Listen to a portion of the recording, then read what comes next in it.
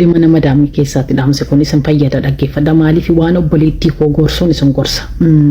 Ijoolleen na beektan miidiyaa kanarratti illee yeroo hunda na argitanu viidiyoo nan waraaba laayivii illee badaan seenu viidiyoo baay'een waraaba yeroo hunda eessatti na argitu bakka hojiitti maaliin hin beekama uniformii uffadhe uniformiin kun immoo manni kan tuffatudha. Namni uniformii sana uffatee hojii hojjetee mana madaamii keessa jiru immoo birrii halaala isaa dafqa sana nama nyaatudha. Qanamarra hin jiru haraamaan hin fidu wallahi zulmiidhaan hin qabu. Namni uniformii sana uffatee hojii hojjetu mana madaamii keessa birrii dafqa halaala isaa nama nyaatudha. Qulqulluu isaa nama nyaatudha. Uniformii tuffatanii ba'u mana ijaaza dhaqanii shishaa sabu. Mee uniformii taraamamoo shishaa taraamu. Anni በጣም ይቀርመኛል ወላሂ ደግሞ ዩኒፎርም ወፈኔ ጋር mana madaamii keessatti argamnu faaraan useetu wallahi ያን baradhee dhufe maatirikii dibee dhufe magaalaatti dhaladhee guddadhee faaraa miti yeroo nuti amma fakkeenyaaf amma fakkeenya sanitti ma ituu ka'ee waa ta'ee rakkadhee dalagataa waan anjiruuf birrii kootiin akka madda Isino utaaltanii caffartanii haraadaan isin malee hin jiru innaa dibattanii mataa isin baqaqfattanii udduu raastanii maal taatanii akka barbaadan taatanii ijoollee mana madaamii irraa baradha nama akkasiirra. Gaafa isin akkasana caffartan isin mana madaamii teessa ituun akkasii kanaa ta'e jetti. Gaafa mataan bobuu bucuusi dhukkubsate yookaan immoo isa sila uffata beeksisan kun warri uffata beeksisan nama irra jala qaxaramanii wallahi warabbil qaba waan mana karaa kaffalatanii qaban hin dogongorii nama madaamii keessan keessa dalagadha amma biizinasii mataa keessanii qabattanitti nama jala uffatan gurgurraa uffata dhannee beeksamnaa badan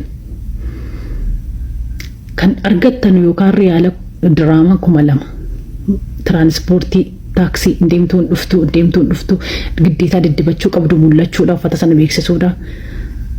Wanti hundinuu mataa keessanirraa bishaanii kaasee amma maalitti mataa keessanirraa kana innaan mana madaamii keessa garuu yoo hojjettanii jijjiiraman fiddan bareechatanii fiddan. Wanni amma faduttiin jette kun dhibbaan dhibbatti dhuga jechuudha.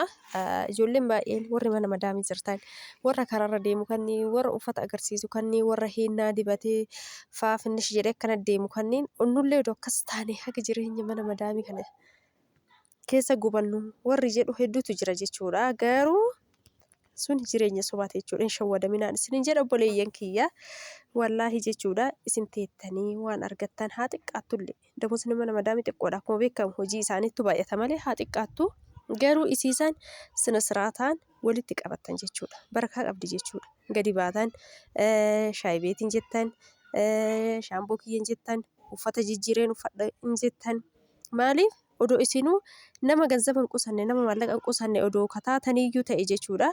Dirqamatu isin qusachiisa. Eessa deemtanii bittinneessitan bakki deemtanii bittinneessitan hin jiru jechuudha. Dirqama mana isin teessisa waan ta'eef sababa dirqama saniitiif maallaqni keessanillee walitti isinii kuufama jechuudha. Osoo garuu warra ijaazaa ba'u warra ijaazaa deemu warra guyyaanuu sargii deemu warra guyyaanuu eebba maalii deemu odoo taatanii maallaqa keessan bittinneessitanii fixxanii harka duwwaatti haftan jechuudha. Harkarraa gara afaaniiti jechuudha. Hunni isin hojjettan homata akka jijjiirama wayiituu fiddan jechuudha. Biyyumaa baatan malee. Kanaaf kana hin hawwinaa isin jenna obboleeyyan keenya yeroodhaaf jechuudha. Yuunifoormiin isinitti ulfaatin akkuma narra argitan kun anis kun yuunifoormii kanaan jira jechuudha. Kanaaf hin cinqaminaa jechuudha. Manni tokko ka dirqamsiisanii yuunifoormii uffachiisan hin jira. Yuunifoormiin raftiidhaa jechuudha. Hojii itti hojjechuuf daftee akka ofii barbaadde faxxantee hojii hojjechuuf siif mijataa jechuudha. Shiitii hooma kanarra. Kanaaf ani garuu mana jiru san keessatti dirqama qabu waanuma arge uffadha waanuma barbaadu uffadha nan dhoorgitu jechuudha. Madaamiin kiyyaa madaamiin tokko hin jirti ka dirqama yuunifoormii uffadhu siin jettu. Garuu san laaltanii hin cinqaminaa sun isin hin birbirsiisin hin birbirsiisin isinitti hin dhagaaminii boruu keessaa baatanii isin jenna obboleeyyan kiyyaa warra akkasirratti salphaa jibirri 30 20 50 diraama 50 guuraa warra uffatan kanneen laaltanii warra guyyaan hinnaa dibatan kanneen warra meekaappii dibatu kanneen laaltanii shawwadamina wallahi billahi odoo amma isin warra mana madaamii jiru jechuudha. Waziin isaaniitiif wazii warra ala jiru tokko miti jechuudha. Dhugaa rabbi isaanin jiraame bakka fuulummaa fiizikaalummaa fuula isaaniitiif fuulli ijoollee mana madaamii tokkoo miti. Fiiltariin of bareechisan malee dhugaan isiniin jedha.